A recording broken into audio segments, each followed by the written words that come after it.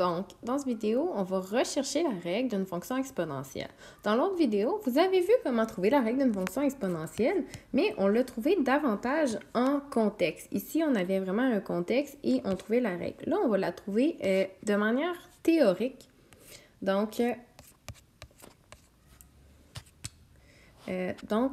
ça va être vraiment à partir, en fait, d'un graphique. Donc, la première chose à faire, ça va être de substituer la valeur initiale. Vous l'avez toujours, la valeur initiale.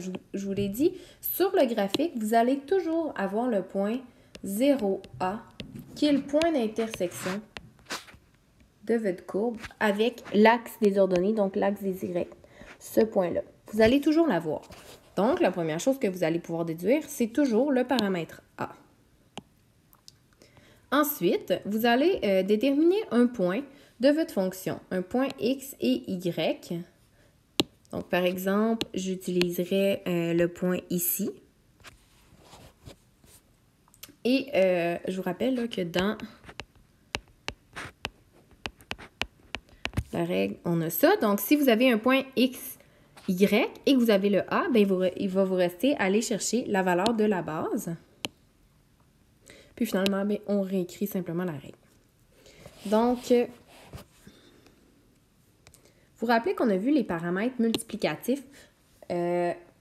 Ici, on va regarder qu'est-ce qui se passe avec la courbe de ma fonction exponentielle.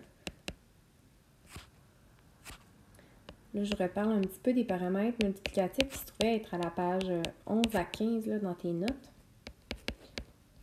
OK. Donc, premièrement, si le C est plus grand que 1 et que le A est plus grand que 0, bien, tu vas avoir une fonction qui est croissante comme ça.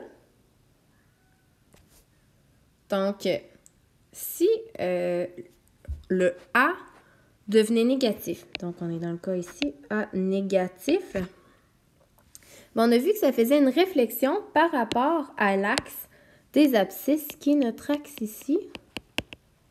Donc là, à ce moment-là, ta fonction, elle serait comme ça. Elle a été réfléchie par rapport à cet axe-là. Ensuite, maintenant, si votre base est entre 0 et 1, tu peux te l'écrire en mots si ça t'aide, entre 0 et 1, et à positif, tu vas avoir une fonction qui est décroissante, comme ça. Donc ici, on a une fonction croissante quand votre A est plus grand que 0 et que votre base est plus grande que 1. Et ici, elle est décroissante si on est entre 1 et 0. Et sachez que la base ne peut jamais être négative.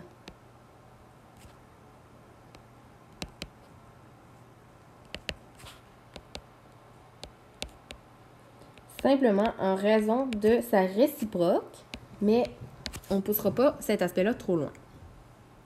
Et finalement, si vous avez un C, une base qui est entre 0 et 1, et un A négatif, à ce moment-là, il y a une réflexion, encore une fois, par rapport à cet axe-là de ma fonction à gauche. Donc, elle s'en viendrait comme ça. Dans chacun des courbes, en fait, que j'ai dessiné, les points, c'est toujours 0 moins A à chaque fois que c'est notre valeur initiale. Je te rappelle que la valeur initiale, c'est la valeur de Y quand X vaut 0. Qu'on est comme ça. Donc, c'est la combinaison de A et de B. Et tu remarqueras que de A et de C. Mais tu remarqueras que ton C, en fait, va agir comme le B dont on avait parlé quand il était négatif. Là, le B, il y avait une réflexion par rapport à ici, à l'axe des ordonnées. C'est exactement ce qui se passe quand votre base s'en vient entre 0 et 1. On voit qu'il y a une réflexion de cette courbe-là à cette courbe-là. Donc maintenant, on va aller faire l'exemple.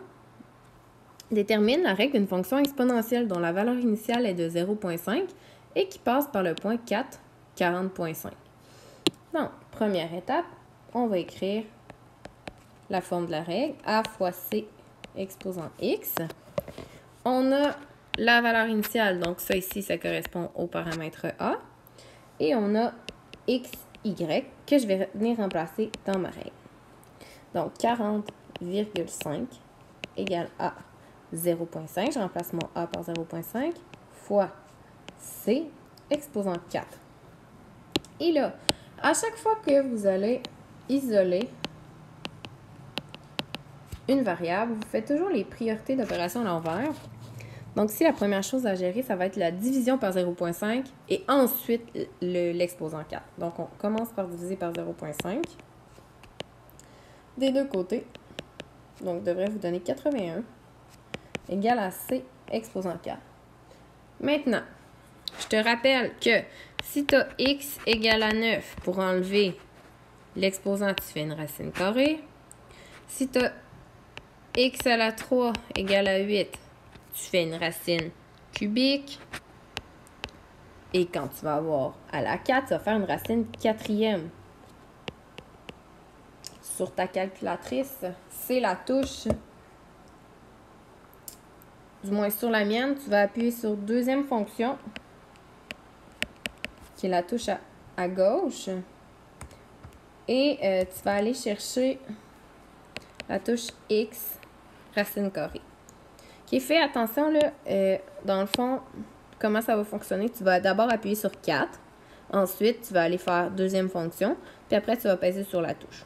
Si jamais, là, c'était un exposant négatif, assure-toi juste de venir mettre une parenthèse avant pour que ça fonctionne. Donc, on va faire maintenant la racine quatrième de 81. Ça devrait te donner 3 égale à ta base. Donc, si j'écris ma règle, j'ai y égale à 0,5 fois 3 exposant x.